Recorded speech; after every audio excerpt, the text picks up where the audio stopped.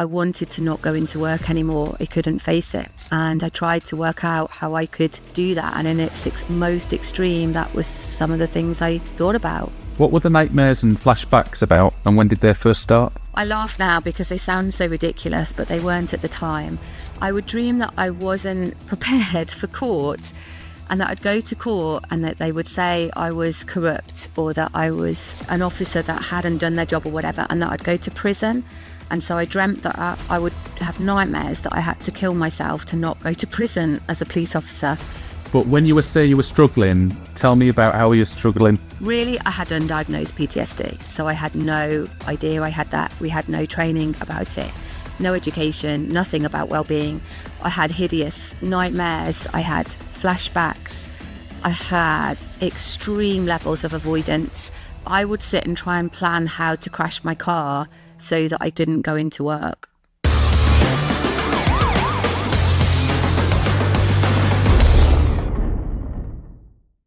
Today's guest has walked the beat, faced trauma head-on, and is now helping others navigate their darkest moments. Hannah Bailey is a former police officer turned Level 7 trauma specialist, psychotherapist and wellbeing coach. She's the founder of Blue Light Wellbeing, a specialist organisation supporting individuals and teams, particularly those in frontline policing, through stress, trauma and burnout. Having experienced PTSD and diagnosed with cancer twice, Hannah brings a rare mix of professional expertise and lived experience. She now works with forces, homicide support services and charities across the UK, providing therapy, training and bespoke wellbeing programmes. Hannah, welcome to the podcast.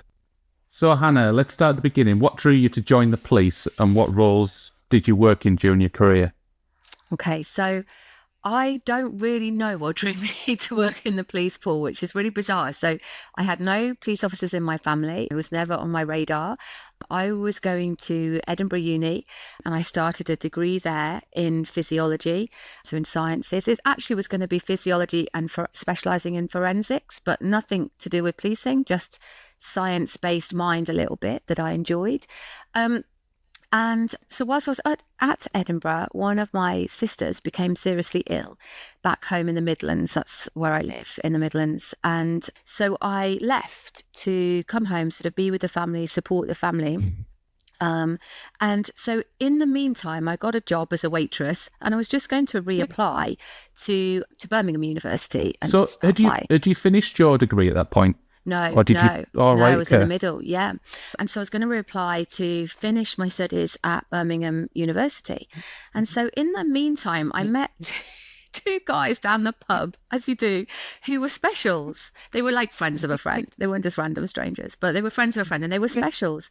And they explained what they did. And to be honest, it sounded just really good fun, if I'm honest. And I had no other knowledge of policing at all. So I became a special.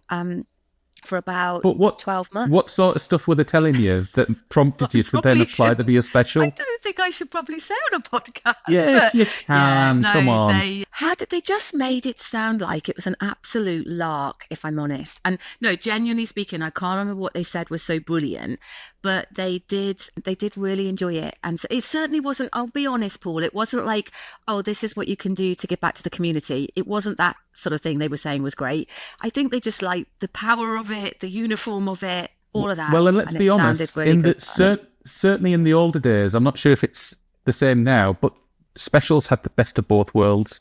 Yeah. Yes, they were doing it for free. They were going out to crime. They were locking people up. But then what was happening, from my experience, is a lot of the specials would write a statement or whatever and then hand it over to response. Yeah, that's exactly.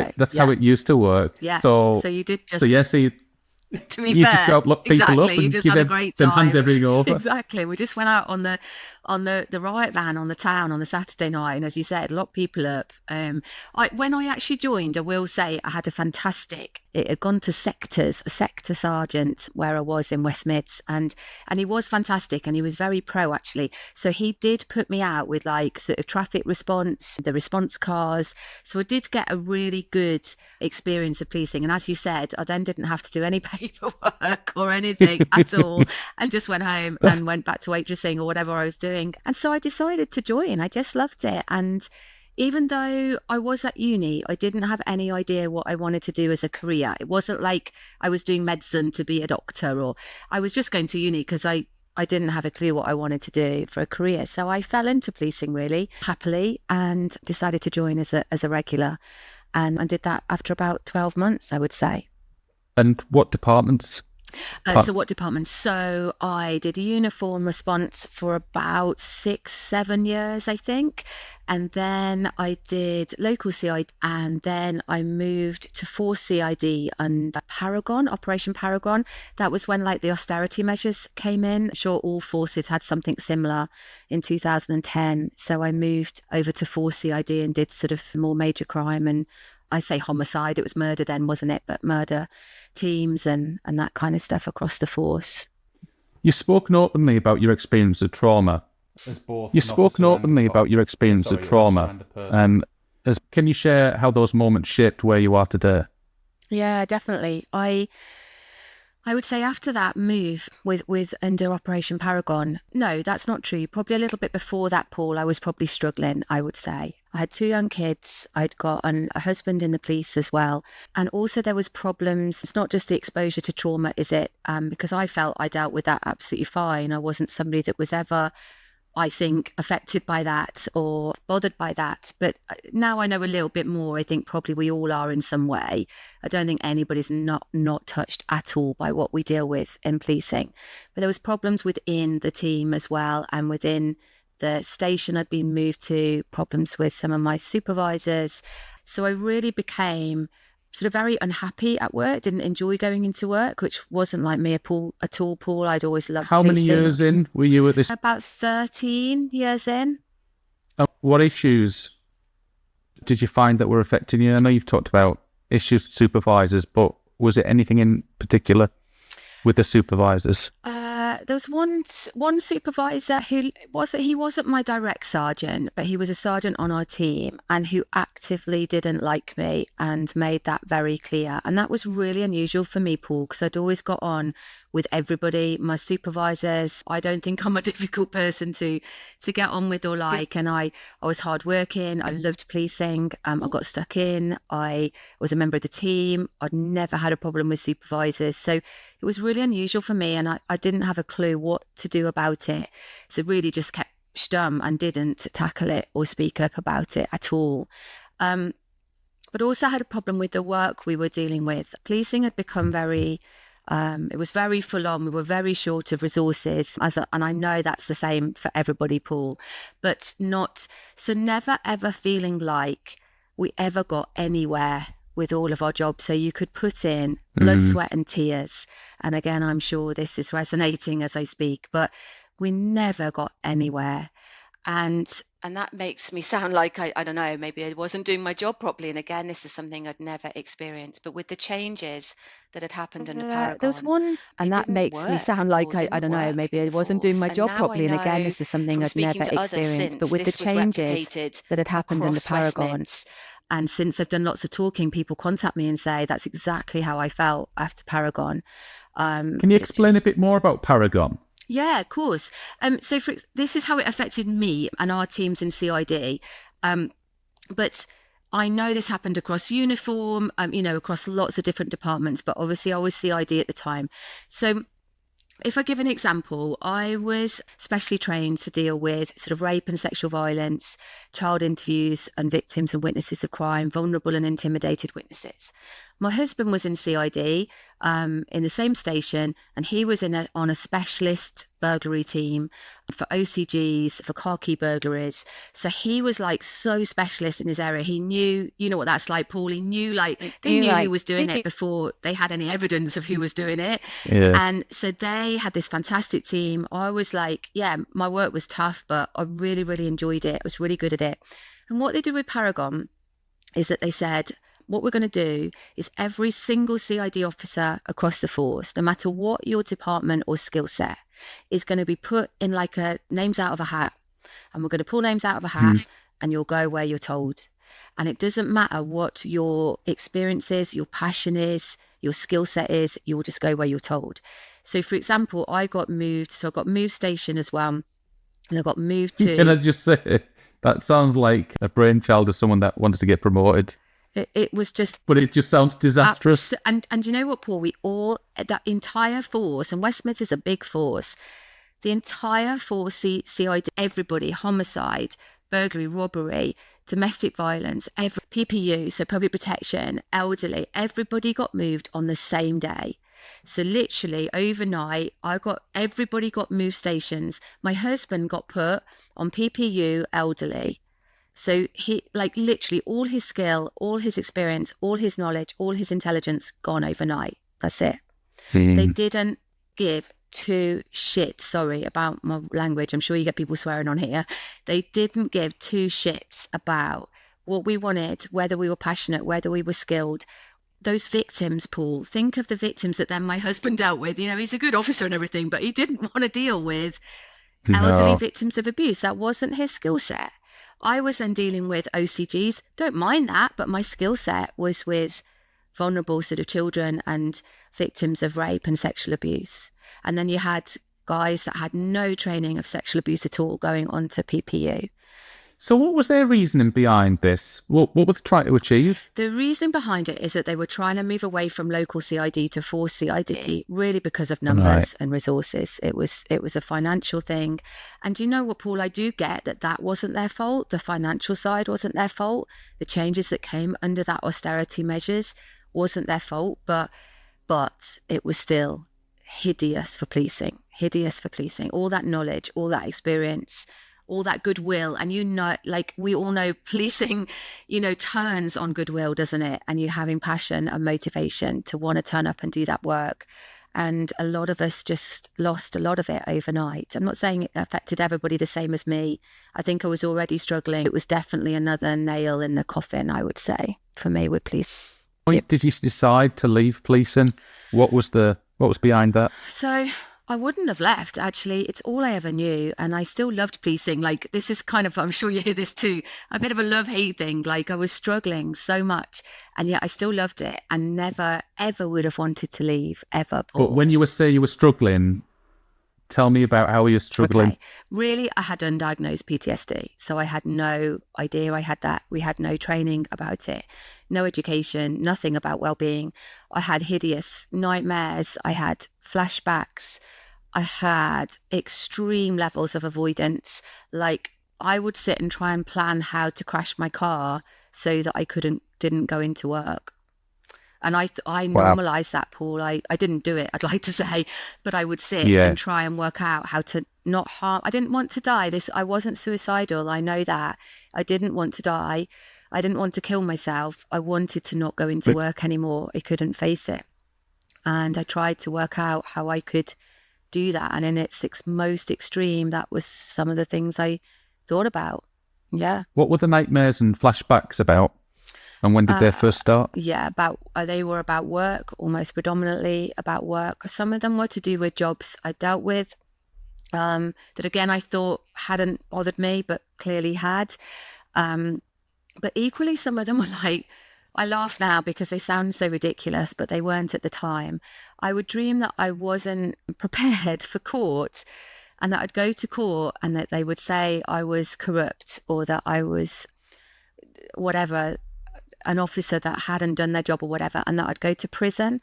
And so I dreamt that I would have nightmares that I had to kill myself to not go to prison as a police officer. Oh, so right.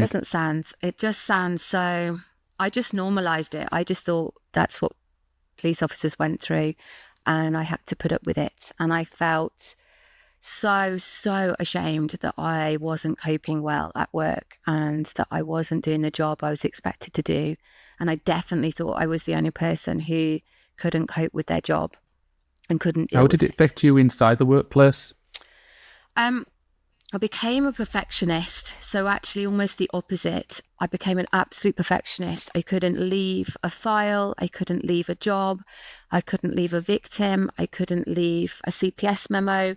I'd be there for hours and hours trying to finish every little letter, every little word, going over it and over it. I was just terrified that I would, because I think I was struggling, Paul, so probably not at my best. So I was so terrified it would go wrong that I became very hypervigilant, which is another PTSD thing, about any sort of risk to my job at all. It was obsessive, completely obsessive. So what point then did you decide to leave policing? Okay, so still didn't decide to leave then. I don't know what would have happened, Paul, if I didn't know who to talk to. I didn't know who to share that with. And I think I would have just probably carried on until I broke at work. But actually what happened is that I got cancer. So Okay. I was 34, and I found a lump in my breast. And so was this during when you were suffering with the undiagnosed PTSD as well? Yeah. And I'm quite certain, Paul, that, and I say this in some of the training and speaking that I do, that I had nothing physically wrong with me that would have indicated that at all. Not a thing. I was young. We had no cancer in my family. I wasn't on any meds. I didn't have high blood pressure or high cholesterol or anything like that. I exercised. I didn't smoke. So all the things they tell you to look after yourself. I'm not saying I got that perfect. I hadn't, but I physically was quite well. If you'd looked at me in terms of a medical, I would have passed a medical. I would have passed a fitness test. And yet I'd got cancer. And I know, Paul, that the stress I've been under for about 2 years by this point was a massive factor in me being that sick. 100% it was. So and you know what? I found this lump and was very quickly diagnosed with cancer. Our NHS were brilliant. And I was frightened. I was terrified. I was overwhelmed. I was upset. I was all those things that you would expect. And you know what? I was also, and I know I was relieved because I didn't have to go into work. So all those avoidance things that I had wanted to do actually came true, because suddenly I had cancer and I didn't have to go into work. And I knew I'd be off long-term sick, which obviously I was. And yeah, if I'm really honest, a part of me was just relieved. I just thought I just haven't got to go in, haven't got to face it, haven't got to face another victim, haven't got to face work, colleagues, supervisors. And actually, I've just got to do this. So as hideous as it was, and I'm not trying to say it wasn't hideous, there was a relief aspect to it as well. And so I had 9 months off sick, and I had chemotherapy and surgery and all that you'd expect with that diagnosis. And then after 9 months, I wanted to go back to work. And it sounds so ridiculous, and I think only police officers would get it, is that I didn't know what else to do. Paul, I was trained for nothing else. It was my career. I still wanted it to be 30 years in policing. So I went back, and I was determined it would, I'd be different. I'd look after myself. How was the PTSD when you were off sick? Yeah. How was the PTSD then? Being away from the workplace? A really good question, because better, not gone, but better, because I didn't obviously have the same avoidance stuff because I wasn't at work and didn't have to face it. I wasn't quite as, I was really tearful and snappy about anything at home. And bizarrely, even though I was going through cancer, and I think that shows what PTSD is like, cancer was in this weird way easier to face than something as unknown and frightening as, I didn't know it was PTSD, but whatever was happening to me during that time. So, but obviously I still was dealing with cancer, and that was pretty shit too. So it was a pretty dark time, and I definitely still had nightmares, still had flashbacks. So yeah, they didn't go. At what point were you diagnosed with the PTSD? That wasn't till, it was actually sort of when I left policing, actually, because what happened is I went back. So that was never, because it wasn't a phrase then, Paul, really at all. It wasn't, I don't even think, I wouldn't have called it PTSD then. And I only kind of knew about it in terms of like military and veterans. That's the only place I would have heard it, really. So I just thought I was sort of, if you'd asked me, I would have said I was exhausted and stressed. I would have used those 2 words, but that's about it. But that could be any police officer up and down the country at the moment, couldn't it? Exactly, 100%.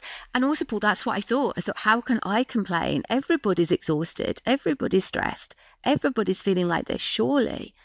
But equally felt incredibly alone, because I thought, well, if everybody's exhausted and stressed, everybody's coping with it far better than me. So I felt so isolated by it, very, very isolated. So I went back to work. sort of determined that things would be different, but they're not. I didn't know what well-being was, or looking after myself was, or trying to sort out therapy or processing anything. I had no clue what any of those things were. So I went back to work, and then within 3 months, my cancer had come back. So I was facing a worse prognosis. My cancer had mutated and become very rare, very aggressive. So I wasn't terminal, but I had a very poor prognosis. I was given about an 8% chance of chemotherapy working on my type of cancer. So it was really a really, really tough time. And I think probably that's the only time, Paul, that I really woke up and smelt the coffee, that this was probably going to kill me if I didn't do something about it and do something different to what I had been doing. So after a period, I had major surgery, so that set me back a good few months. But after that, I don't know, Paul, I think I just woke up and just this, I'd like to say a fight in me that I think is a bit of a copper's spirit and a bit of a copper's fight was like, right, no, this ain't happening anymore. I'm not doing this anymore. So something's got to change. And so I decided to really, really get well properly this time. And I knew that was going to take some work and looking at myself a bit and facing head on what was happening mentally and emotionally as well as physically. I ended up going to Germany. So I went to Germany for my cancer treatment. I didn't have cancer treatment here. I didn't have chemo or radio here. How did that come about, going to Germany? Yeah, just because my statistics, my odds were so poor here with chemotherapy. And I kept saying to my consultant here, well, why would I have chemotherapy with like an 8% chance? And I've already had it, so it obviously hasn't worked for me. And he said, Hannah, we just haven't got anything else for you. That's the only options we've got. And I just thought this just isn't good enough. There's got to be something else. So I just researched. I went all around the country here, speaking to different doctors. I spoke to different doctors abroad. And there was an oncologist in Germany. It was a medical treatment, but it's not offered here. And he gave me much, much better odds, I guess would be the words, for my outcome and my survival. And so I ended up going to there for treatment, which was very successful for me. So I was super lucky and so grateful that I found him. But I also knew, Paul, that I needed to get better long term. I couldn't just do, not that it was a quick fix, but I couldn't do a quick fix anymore. I needed to be well long term. How many years ago was this? So my first diagnosis was 2011. My second one was 2012. And then by 2013, I decided to resign from the police. I just, Paul, mental health, well-being was not a thing then. And I thought, I've got another 50. Absolutely. It just really wasn't. There was no suggestion that policing might have contributed to me being so sick. Not at all. I didn't know it was PTSD, but those types of symptoms to deal with. My mental health, my self-esteem, my physical health was just on the floor. How are you now physically? Really well, thank you. Yeah, completely Excellent. Clear. And that's like, what are we now? Like 13 years on? So completely clear. That's amazing. You. Yeah. And I don't have PTSD, and I really want to shout that to the rooftops, because I hear so many people talk about PTSD, and I will never take away from anybody else's journey what they are experiencing.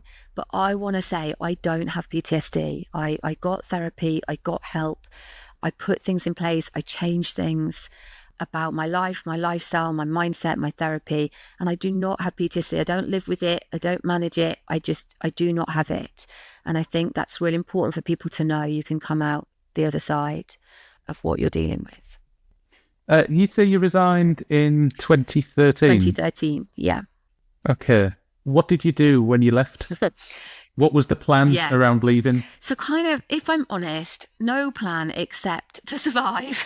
I wanted to survive. I wanted to get better, and I knew I had to get better. I had to focus on recovery. I'd been so sick on every level. So the answer was to survive at that point, and that's genuine. I know we're laughing, but that's genuine.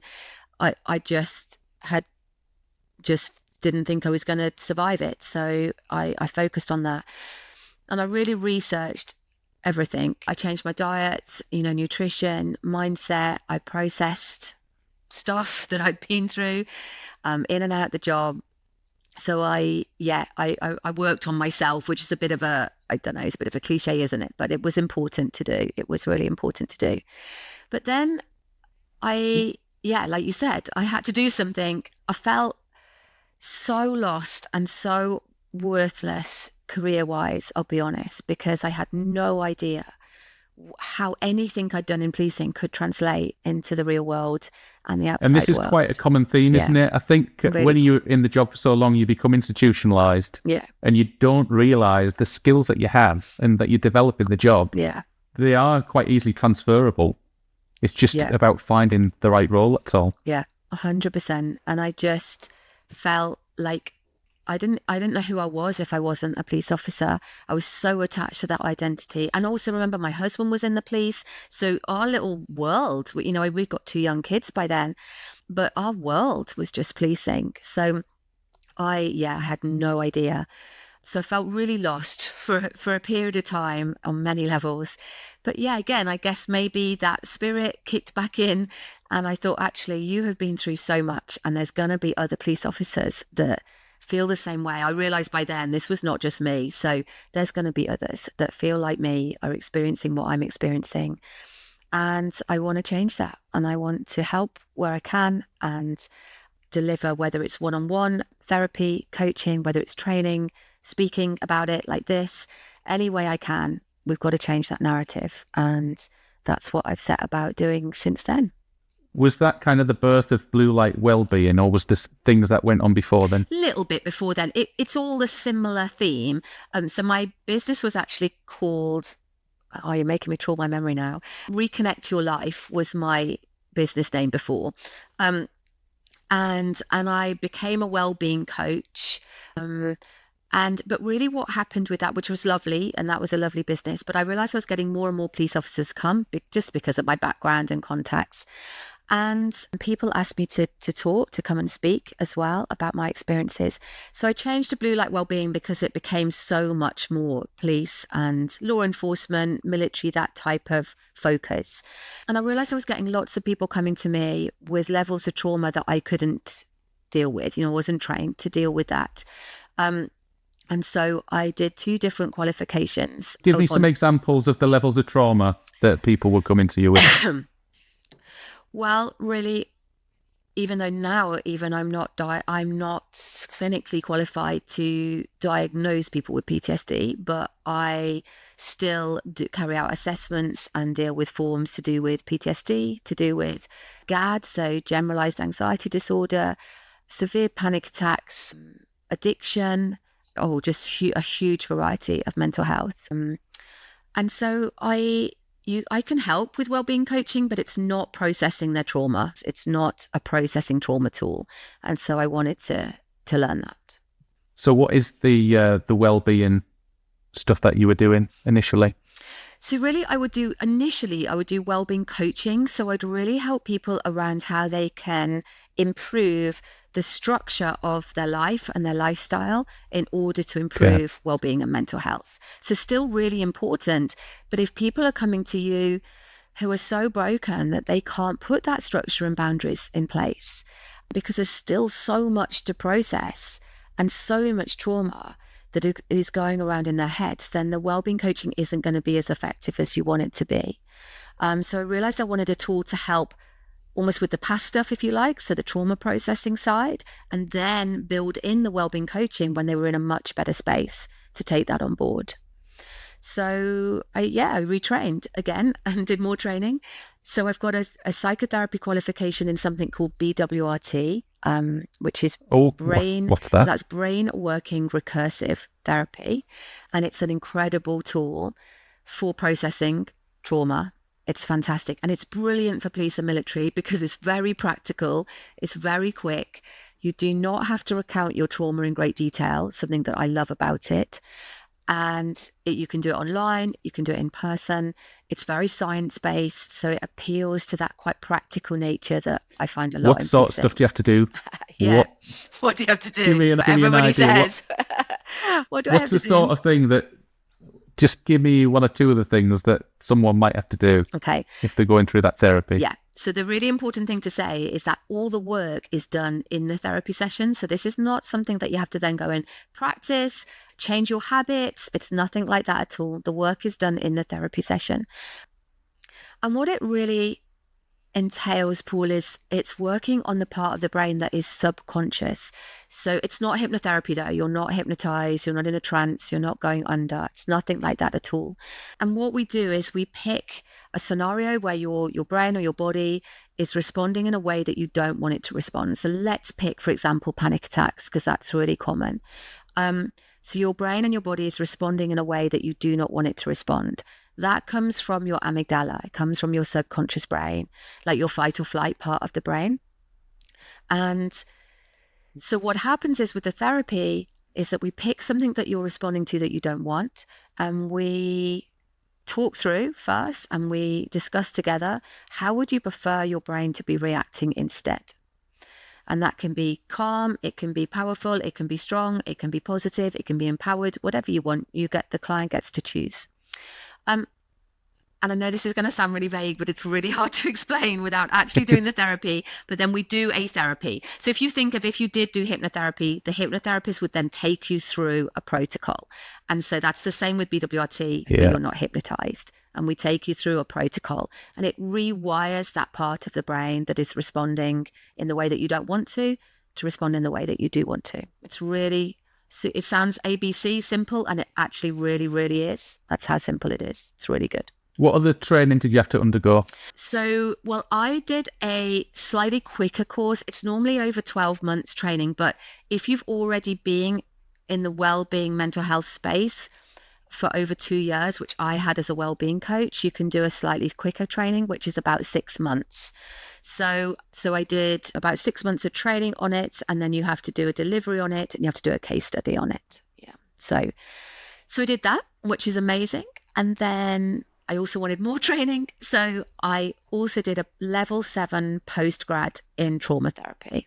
So I did that. I finished that last 2024. No, 23. I finished that. So yeah. So I got different hats that I use to help people when they come to me. So what services do you offer at the moment? Quite a few different hats, quite a variety, which I really like. I miss that bit of policing, Paul, that you have all that you can do, like so many different things, and your day can be different all the time. So I love this part of my job, that I now have quite a variety. So predominantly I'm a one-to-one therapist, I'm a trauma therapist, and I see not only police, but predominantly police or ex-police as one-to-one clients. But I also do training and education, again, around police forces, but wider than police forces too, the NCA, NAFSIS, CT, digital forensics. So yeah, but all those type of law enforcement roles. So I go and do training and education and public speaking around mental health, wellbeing, trauma. I run retreats. So I run retreats just for police. Yeah, police and military. So those like spa days or spa weekends? Kind of, but I haven't got the spa bit, I'm afraid. But we go to the Cotswolds for a weekend, and we do all sorts of things. So it's brilliant though. I love them. And we do we do psychoeducation, we do campfire stuff, we do breath work, which is amazing, so transformative, it's brilliant. We have a quiz night, because do you know what? I think police officers, bless them, their job is so serious. They're not really allowed banter and piss taking anymore. Oh. So we have a quiz night, and it's just silly, and we let our hair down, and it's competitive, and it's daft, and we laugh a lot. So yeah, they're really lovely retreats. I love them.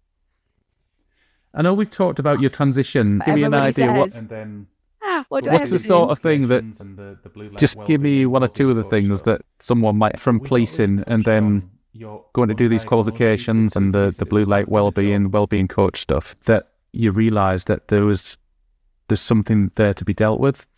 Yeah. So yeah, and actually, I want to be really clear. I never went to a psychiatrist for a formal diagnosis, never. So but I did go to therapy, and I did have therapy When I say for about 2 years, I don't want to suggest that I went every week for 2 years. I didn't. But I was also dealing with 2 lots of cancer through that time as well. We had some family stuff going on. So I don't mean that was all related to police work at all. But there was a lot to unravel and sort out. And really, it was as we were going through all of my symptoms then, and that therapist said you literally hit every single symptom for complex PTSD. Yeah. And then actually, obviously, in my own trauma therapy training, which we of course cover PTSD and complex PTSD, the therapist was right. I had every single symptom. And then what happened is that I became much better. I was doing good. I was doing well. I was doing my wellbeing coaching qualification and my wellbeing coaching work. And I was in a much better place.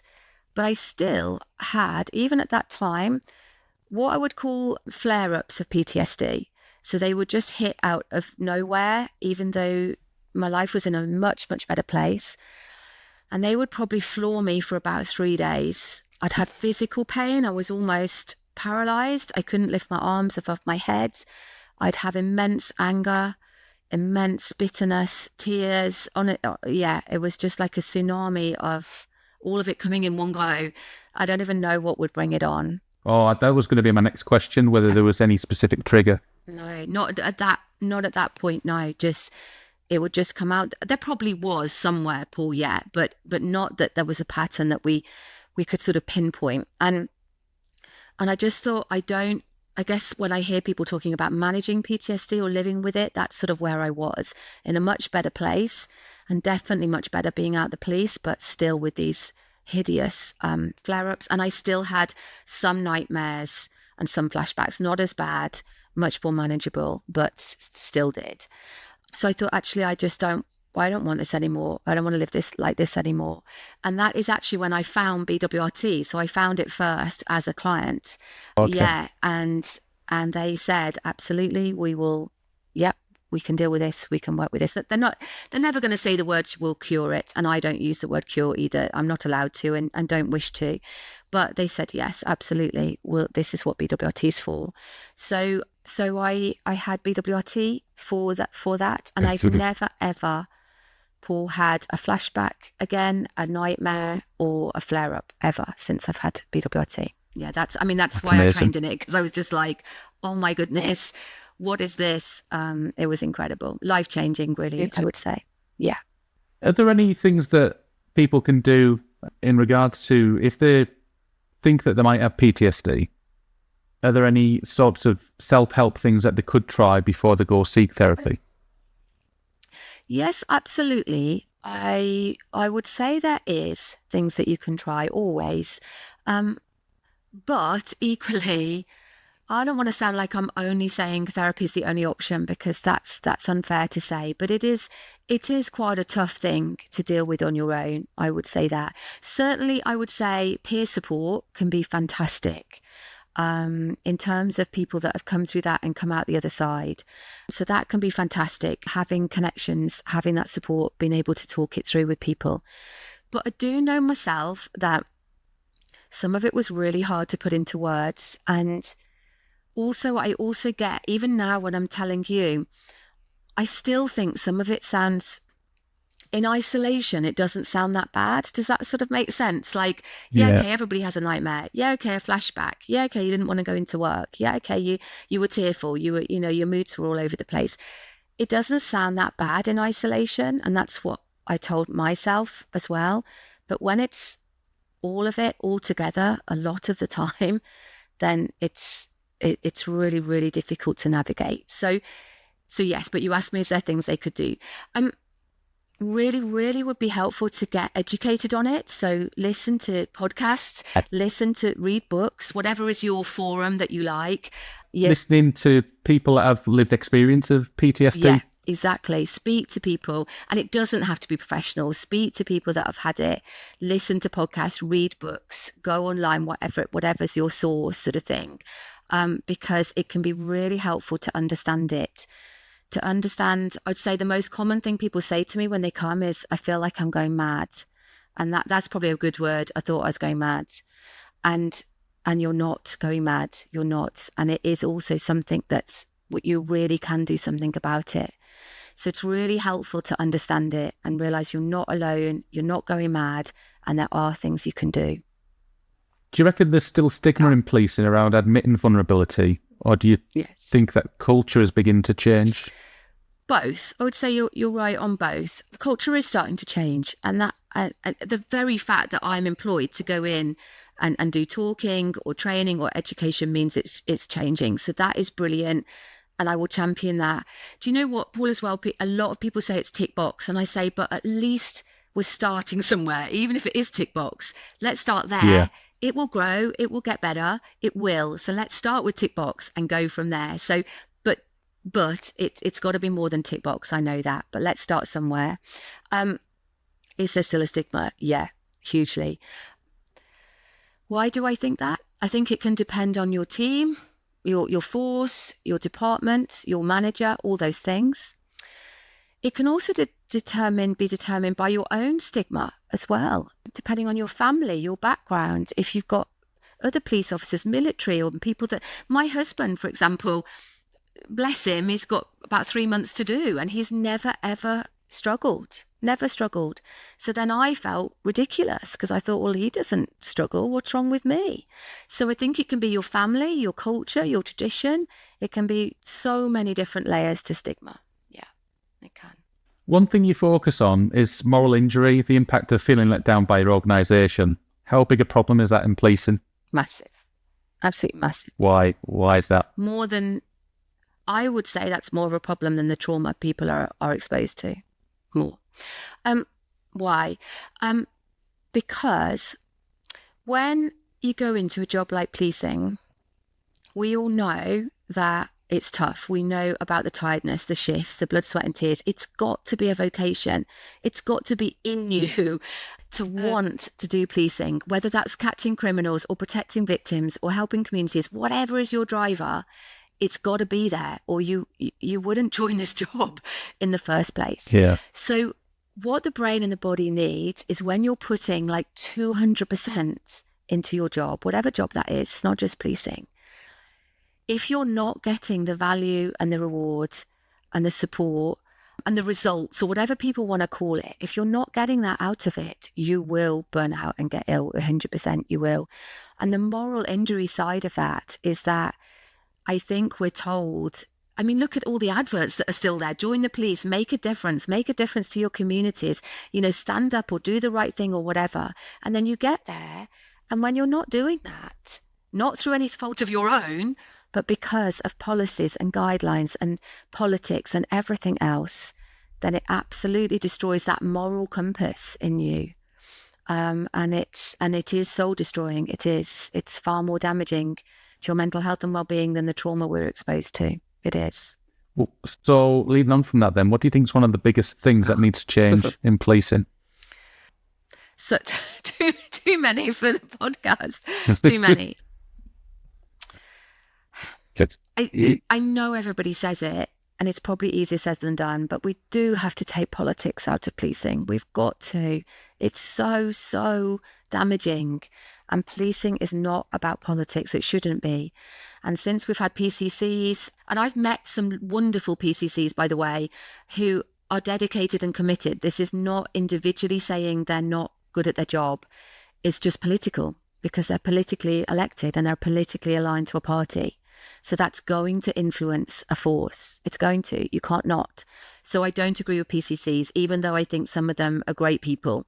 But the other is what would go on. Maybe the PCCs could become police officers instead. They could, and also the money could go there. How much money is in a team? They are whole companies, PCCs, on their own, and they've got HR and they've got OC health and they've got sick leave and benefits and like that, as they should. I'm not saying they shouldn't, but all that money is coming away from policing. And it's political. And that is that. You cannot say it's not political because they're politically elected and politically aligned. So, as I said, I don't knock those people. Some of them are doing their absolute best in a really difficult environment, but it's not, it's influencing policing 100%. Yeah, I'm with you on that. PCC is absolute waste of money. Yeah. I'm with you and on not that one. because, as I said, not because I've done some work for them. And these are lovely, dedicated, hardworking people too. But ultimately, But the money could be better spent. Right. Yeah. And Yeah. we always managed And they quite could do well without without the influence. PCCs. We did. So, and it will always be politically influenced. So maybe, just maybe, if it wasn't politically aligned, I might agree with it more. But I don't, because it's politically aligned. So it will always be influenced by that. And then the other thing, certainly in terms of moral injury, is, and I know you've probably talked about this with several guests, is the misconduct process. I knew that was coming. It's just utterly, utterly soul destroying. Officers just go to work every day, frightened. They're just frightened every day. Yeah. And you've spoken a lot about the trauma of internal investigations. But what more should professional standards departments be doing to protect cops during these processes? Yeah. I mean, again, depends on how long you want me to speak, but it needs a complete overhaul. And actually, I've written a whole thing of every single thing I would change about me. And then vetting, I think, now comes into it. So there should not be three bites of the cherry. What is that about? It's just, I don't know if you know this, there's a different charging standard for police officers than civilians.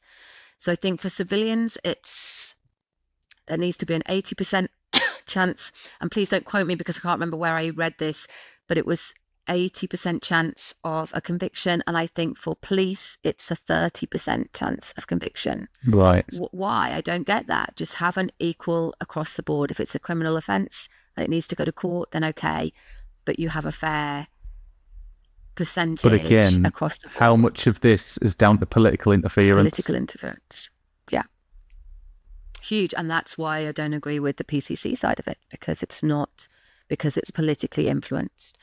So there should be a time limit on process, and there should be a statute of limitations, just like there is on theft, on burglary, on common assault.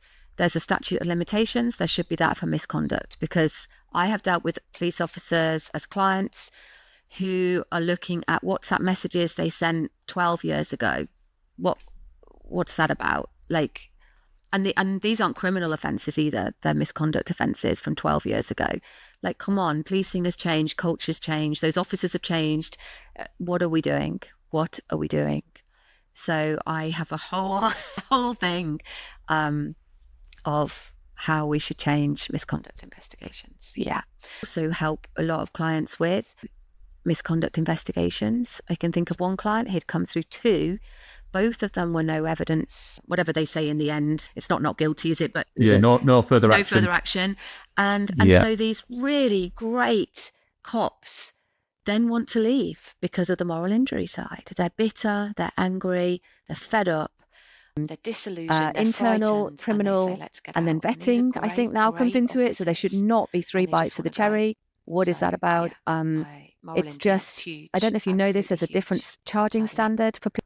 You've been really open, certainly early on, in regards to the cancer diagnosis and PTSD. How do you think that's changed your outlook on life and your work? The difference it's made to me in terms of life is I probably appreciate a lot more than I did before.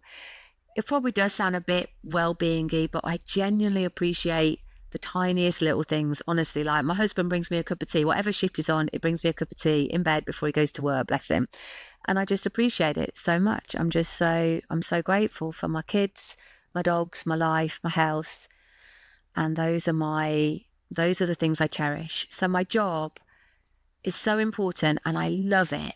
And I'm so lucky I love it. But do you know what? If it disappeared tomorrow, I'd still be okay. And I make sure that's, and so many cops would struggle with that. And I get why, because I did, and I totally understand it. I don't mean financially, I mean, put that aside. I'm just talking about sort of self-worth, my own support system, my own happiness. I create that. So if my job went overnight, I'd still be okay. I'd be all right. Yeah. And do you find that sharing your personal journey helps officers more comfortable in opening up to you? I hope so, yeah. And certainly the feedback I get, I just think anything in life, doesn't it? You'll bond over it. It might be like music you like, or religion, or culture, or I don't know, a hobby that you do or whatever, we all bond over stuff. Every single person finds things that they bond over. So I suppose when I talk, I hope what that does. I'm not saying everyone's had cancer, but probably all of us have had something that we've struggled with, that has frightened us, that has thrown us off course, life throwing you that curveball. And I think it helps to know that I've been through that too and can come out the other side. What do you think has been the most rewarding feedback that you've received from somebody who you've supported? I had some feedback after some training I did. I think it was Investigator Wellbeing Week, and they're allowed to message in, and it said, "This is the first person that I've heard speaking about mental health that didn't quote a single statistic." So I try and stay away from that, because most people, if you're sick, you don't want to hear statistics. You just want to be better, really. So she said, this one lady said, she's the first person that didn't use statistics, that was credible, cut all the bullshit, and actually made me feel like I could get better. And I was like, okay, that's probably sums up the message I'd like to give. Yeah. Nice. Yeah. I'm guessing you've seen some memorable things, or might have even had some funny policing moments during your time. Of course. Is there any stories that you can share? Yeah. Who hasn't? I don't think you can do policing and not have either memorable, funny, or both stories. But I was having to think about this before I came on. And actually, I've written a book as well. So this is in my book that I've written as well. Let's plug it then. What is your book called? Is it available? It's not published yet. It's with an agent. So I'm hoping to get it published. We will see. So I think it will be called Keeping the Peace, because obviously there's a policing thing, but a mental health thing. So I think it'll be called Keeping the Peace. And yeah, but it sort of follows that journey that I've just explained to you. So I hope it will be out some point next year. But thank you. Maybe I'll come back on when it comes back out, when it gets published. Absolutely, yeah. I will come back on, Paul, and plug it. But so this story is in there. So we had a great custody sergeant on night with our night shift. And if we ever had a quiet night, which wasn't that often, but he always would plan a bit of a blag or something. He was brilliant. He was really old school. He didn't stand any shit. I wouldn't say he didn't like probationers, because that would be unfair, but he was stricter on probationers. You didn't argue with him. All that, he was just that sort of sergeant, but he was very fair, I will say. Give him his due. He was totally fair. A lot of custody sergeants like to scare probationers. Yeah, and he did. In a funny way. Yeah. Not in a bullying way, in a funny way. Oh my God, he was the furthest from a bully. He was so nice. He was lovely and a gentleman and fair, but he was strict and he didn't take any bullshit. So we were on nights, and I was fairly youngish, but I was probably about 2 years in, that kind of thing. But we had a really new probationer on shift with us. And so he prepped us. He said he'd got this blag. And his blag was that, so this was the time when you had the custody desk, you had the sergeant behind it with his screens and whatever. And then at the back behind him on the wall was their paper records, because we still had paper records at this point. This makes me sound about 100, doesn't it? But we had paper records. And then they had a little box where they put... Paper records of what, by the way? Their custody record. Oh, right. Yeah, right. Yeah, okay. so their paperwork printout of their custody record. Yeah. And then this little box for their meds. So for any meds that they were on, or the doctor came out and gave them any meds, this little box was on the wall. And so what he did is that he'd got somebody in the cells who was taking methadone, which, as you know, is like a sort of thick green liquid. And so what he did is he bought in some night nurse, like night nurse medication, which is also a thick green liquid. And what he did is he swapped it and put it in the prisoner box. And then, so the new probie, we knew at some point he'd have a prisoner, blah, blah, blah. So in comes the new probie, and he's booking in his prisoner. And the sergeant's typing away on the thing, booking him in, asking the questions. And as he does it, he pauses, reaches behind him, gets the bottle out of the thing, and just drinks some of the night nurse. So bless, this probie thinks that the custody sergeant is drinking methadone, drinking the prisoner's methadone as he's booking him in. And he just does it like totally deadpan, pops it back in the box, types away like that. And you can see the probie's face, like literally going white as he clocks, like the custody sergeant is actually drinking methadone like that. And of course, we're just like, like taking it, like just ignoring it kind of thing. So he's looking around, panicking, like, oh my God, are you seeing this? Like, he's drinking the methadone and he's just asking the questions, and Proby's voice is going a little bit, and you can see him starting to shake. I mean, it's horrible, really, isn't it? Aren't we horrible? But anyway, so he catches our eye. We're in the thing. So we're going like kind of that, don't know if this is recorded visibly, Paul, but don't say anything. Just leave it. Just don't. And we'd already said to him, don't challenge this custody sergeant. Like, you're a probationer. Just do what he says. Do not challenge him. Like that, because you'll get short shrift. So he is literally, you can see almost the cogs going round, Paul. Like, do I challenge the fact that the custody sergeant is drinking methadone? Everybody else is ignoring the fact the custody sergeant's drinking methadone. Or do I dare challenge the custody sergeant for drinking methadone? And he's literally got a sweat on. He's pouring with sweat. The custody sergeant's drinking more methadone, like that. And then in the end, I mean, we just fall about pissing ourselves. And of course, he's so scared, he doesn't even clock that we're pissing ourselves about the blag, bless him. And in the end, we were like, come on, we've got to put a stop to this. This poor guy is shitting himself and thinking he's going to lose his career from the custody sergeant drinking methadone, which clearly he was not, by the way. He was drinking night nurse that he brought in from home. But he was a brilliant blagger, and I'm sure there were hundreds of others when we worked night shifts with him, but he was fantastic, and he always... But that's great in the longer term. So the probationer and the custody sergeant there on in would have had like a really good relationship, probably. Yeah, exactly. And that's because, he didn't challenge it, but he wanted to challenge it. And you could see that sort of moral dilemma going on in his head, which is good. At least there was a moral dilemma going on in his head. But yeah, as you said, they had a good relationship. They had a laugh after that. He could laugh at himself. It's just how you all cracked on with each other, isn't it? And you learnt to be with each other on shift. Yeah. Oh, I love that one. I want one more. You want one more? One more. Okay, one more. Okay. What else should I say? So we had, we were having a briefing, early doors, like, I don't know, 4 a.m. with a firearms team coming in to put a door in. And this door that was going in was the 13th floor of a tower block on our patch.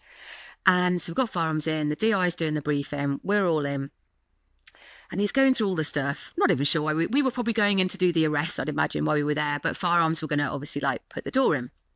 So in the briefing, the DI says, does anybody, we knew obviously the address and everything, does anybody know this flat? Like, who's actually been to the flat? So I stupidly, learn your lessons, Hannah, said, oh, I've been to the flat. So he said, oh, great. He said, you can show firearms to the door. I thought, shit, fuck, like that. Like, I'm not sure I know it that well, kind of thing. But then the DI's like, thanks, Hannah, that's great. Off they do. And you're like, you don't speak up, do you? And I was kind of really, anybody who says they're not in awe of the firearms team sat there, like, you are. So come on, like, you're sort of just looking at their kit and their guns and all this kind of stuff. And I didn't work with them loads. And so I was like, I can't say anything. So I thought, okay, I have been to this flat. I know where this flat is. You're all right.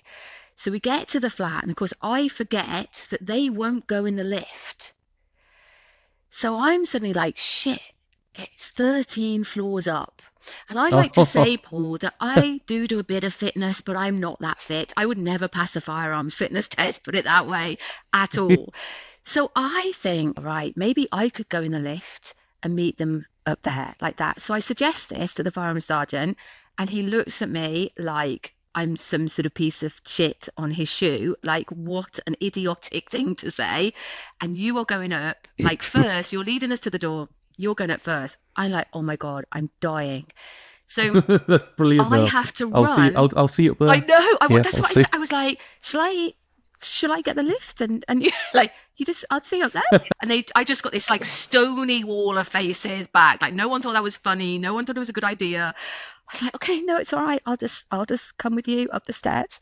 So I am like, and also firearms, I mean, they're pretty fit, aren't they? So they are sort of like this up the stairs, practically jogging, Paul, I'd like to say. And I am dying on my feet.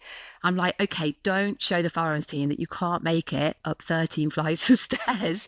So we get to the top, and I have made it without dying, just about, thinking, why the hell did I not keep my mouth shut in a briefing? At least I did learn that from it. Keep your mouth shut.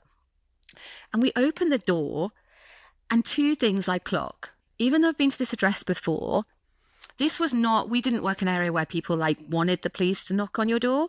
So what they used to do is take the numbers off the doors so that there was no doors. It was, you know how you go onto the landing and there's 4 doors, like in the 4 corners kind of thing of a tower block.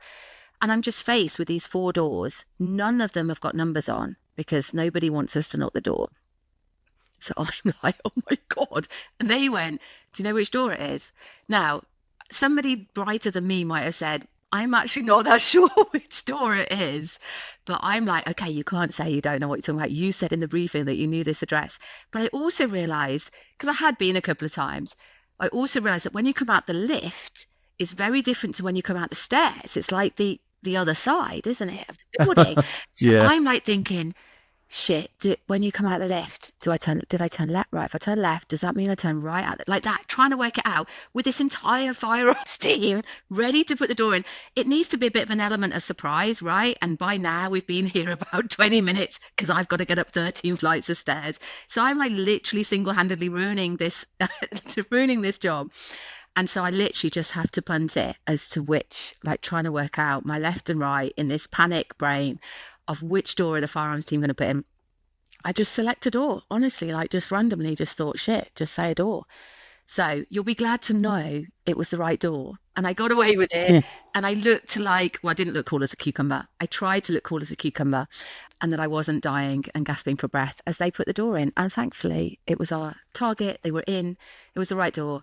And I will never, ever, and I didn't ever shout up and volunteer to help in briefings again. I learned to shut my mouth.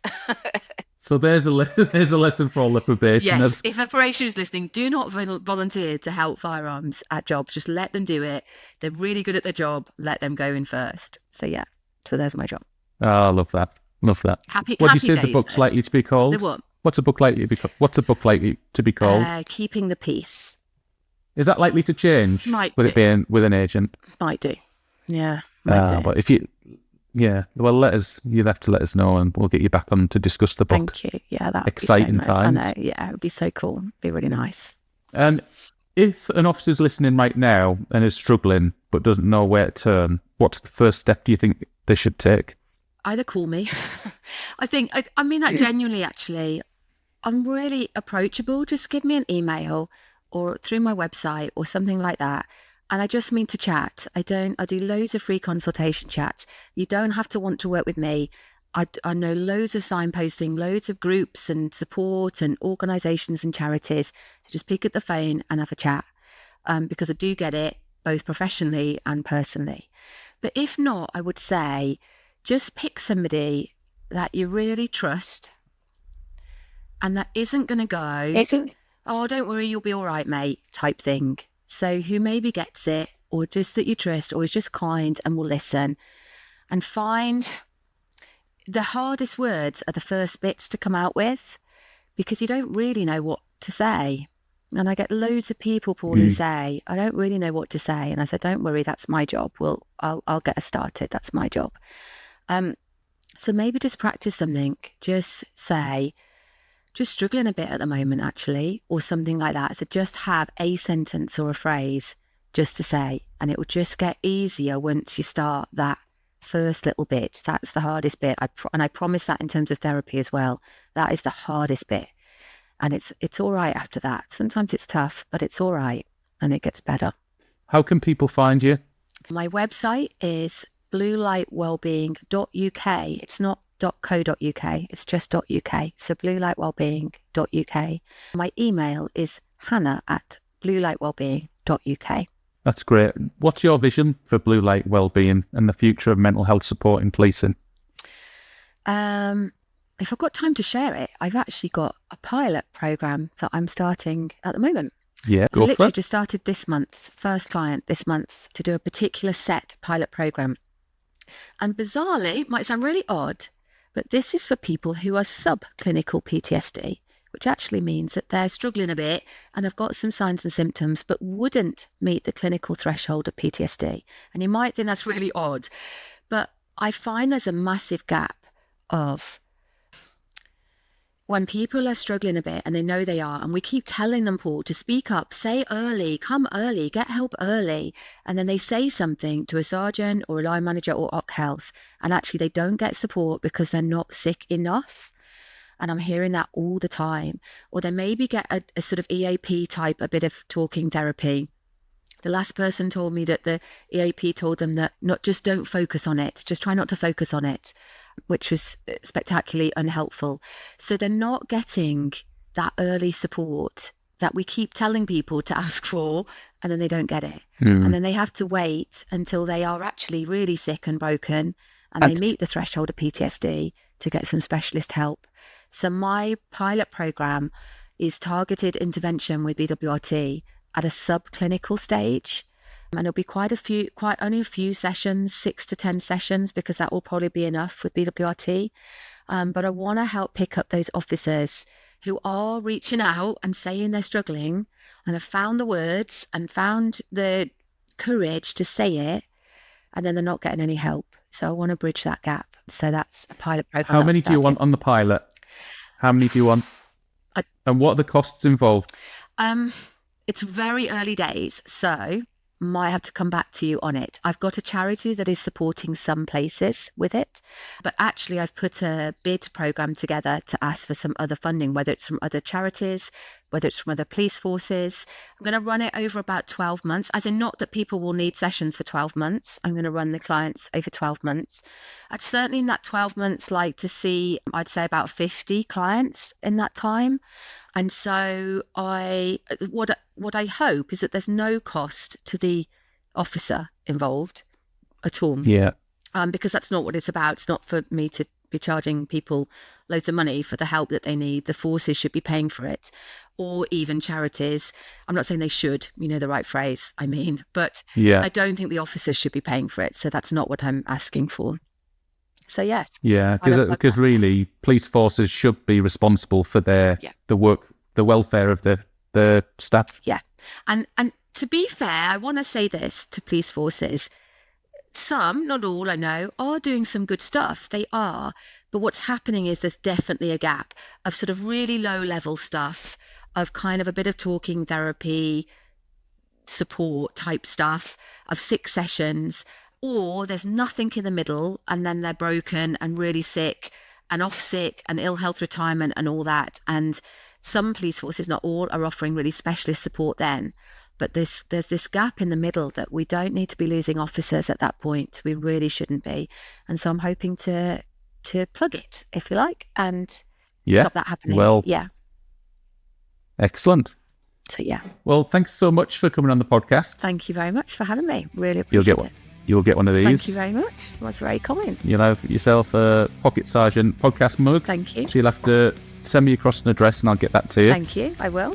Yeah, but no, thanks so much for coming on. And we'll make sure that we add links to the YouTube and all the podcast channels and everything, so people know where to find you. That'd be amazing. Thank you. And we'll catch up soon when that book's out. Yeah, we will, definitely. We'll come back to you. Thank you. That'd be so nice. Yeah, it's good to speak to you. Catch up soon. Thank you, Paul. You too. Take Thanks. care. Bye.